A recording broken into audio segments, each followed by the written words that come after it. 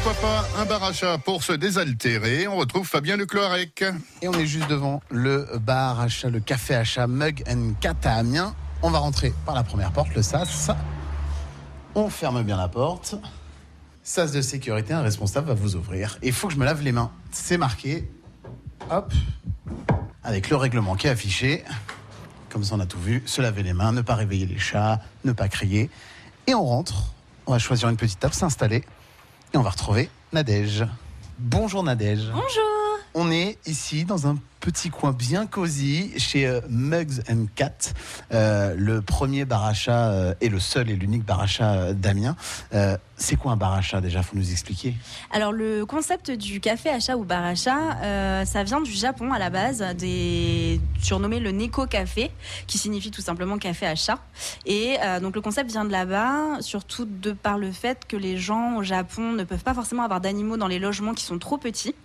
Et donc du coup, ils ont inventé des endroits où les animaux sont libres de se déplacer et les clients libres de venir profiter d'un moment avec eux autour d'une boisson, d'un rafraîchissement, d'une collation entourée des félins. Les chats, ils se baladent, ils font ce qu'ils veulent. Si je veux en caresser un, je fais comment? J'attends qu'ils viennent me voir, je l'appelle. Alors, on fait ce qu'on veut. Bien sûr, nous, on est libre d'aller les voir. La priorité, c'est juste de ne pas les déranger. Ils sont chez eux, au même titre que vous êtes vous chez vous. Vous n'auriez pas envie que quelqu'un vienne vous déranger en train de dormir, de manger, de boire ou enfin voilà, de vaquer à vos occupations. Eux, ils sont chez eux ici, donc allez leur faire des câlins, aucun problème. Mais par contre, voilà, veillez à ne pas les déranger quand ils dorment, quand ils mangent, quand ils se reposent, s'ils n'ont pas envie.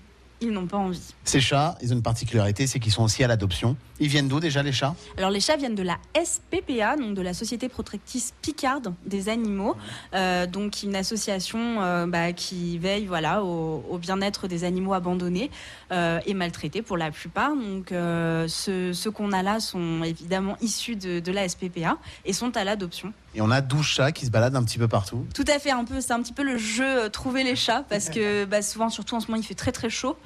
Donc les chats cherchent la fraîcheur, ils se cachent derrière les canapés ou en hauteur pour trouver de l'air un peu plus frais. Moi, je vais prendre un café, je vais passer un petit moment, puis je vais essayer de choisir un chat qui va venir me faire un câlin s'il a envie. J'ai bien retenu. C'est ça, s'il a envie. Après, par contre, on n'empêche pas du tout les gens d'aller les voir et s'ils sont tranquillement par terre en train de aller leur faire une petite caresse, il n'y a pas de souci, s'ils sont enclins, bien sûr, parce que certains ont leur petit caractère, notamment le petit gris et blanc là-bas, pistache, qui vous allez voir, a son petit caractère. S'il n'a pas envie, il n'a pas envie. Et puis des petits jouets s'il y en a qui sont joueurs aussi.